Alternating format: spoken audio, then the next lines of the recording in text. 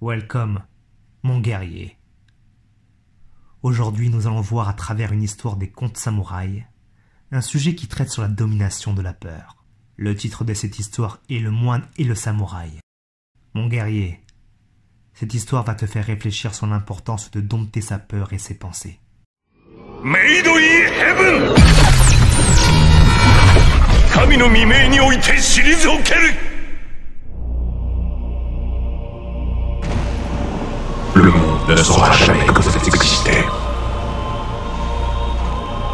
Le monde saura que des hommes libres se sont battus contre un tyran. Une poignée d'hommes contre des milliers. Et avant que la bataille ne fût achevée, que même un dieu roi avait pu saigner.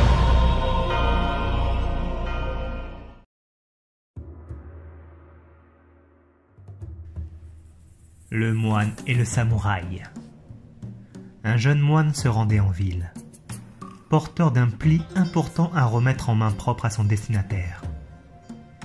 Il arrive aux abords de la ville et pour y pénétrer, il doit traverser un pont. Sur ce pont se tenait un samouraï expert dans l'art du sabre et qui, pour prouver sa force et son invincibilité, avait fait le vœu de provoquer en duel les 100 premiers hommes qui traverseraient ce pont.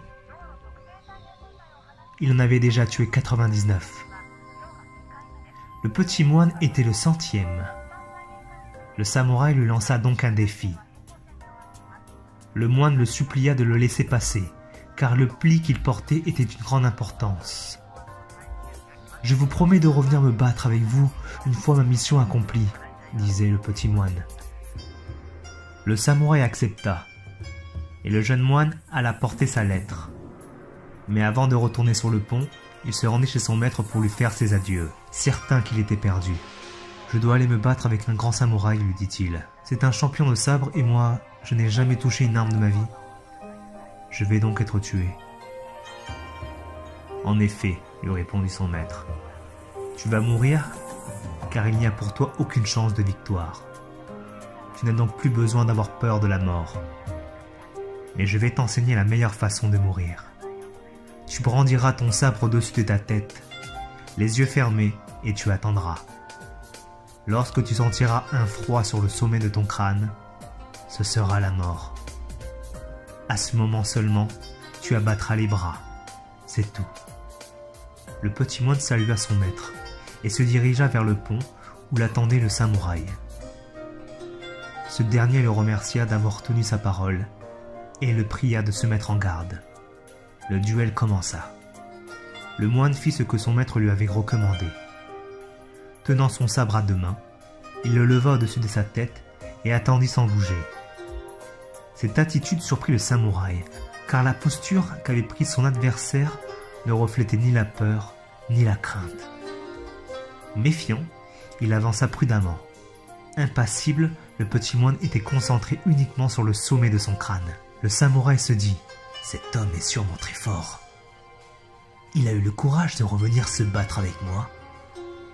Ce n'est certainement pas un amateur. » Le moine, toujours absorbé, ne prêtait aucune attention au mouvement des va-et-vient de son adversaire.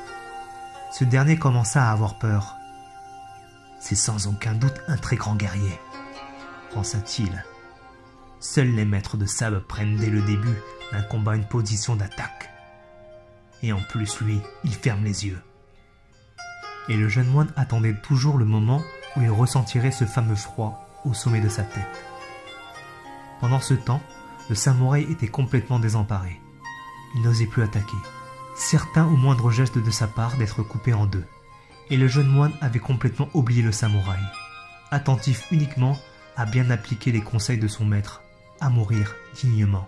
Ce fut les cris et les gémissements du samouraï qui le ramenèrent à la réalité. « Ne me tuez pas, ayez pitié de moi. Je croyais être le roi du sabre. Mais je n'avais jamais rencontré un maître tel que vous. S'il vous plaît, acceptez-moi comme disciple. Enseignez-moi vraiment la voie du sabre. » Voilà, mon guerrier. La morale de l'histoire, c'est qu'on doit toujours dominer ses pensées. Car le samouraï, à force de cogiter en lui-même, a perdu toutes ses facultés, alors qu'il était de loin supérieur en force physique et en technique. Ses pensées l'ont réduit à avoir peur. Il a douté de lui et il a perdu tous ses moyens. Cela arrive souvent, voire tout le temps dans la vie. Quand nous sommes face à des gens faibles, mais qui nous font peur, eh bien on perd toute notre force et nos qualités. Et comme le moine, si nous sommes faibles, mais qu'on arrive à dominer notre peur, on pourra faire plier les gens forts, car on sera doté d'une extraordinaire force mentale. Mon guerrier, j'espère que cette vidéo t'aura aidé. Et surtout, mon guerrier, n'oublie jamais la légende. Telle est la voie. Telle est la voie. Telle est la voie. Telle est la voie. As-tu déjà enlevé ton casque? Non, A-t-il été enlevé par d'autres? jamais. Telle est la voie. Telle est la voie. Telle est la voie. Et si la légende disait vrai? Et s'il était vraiment un super guerrier?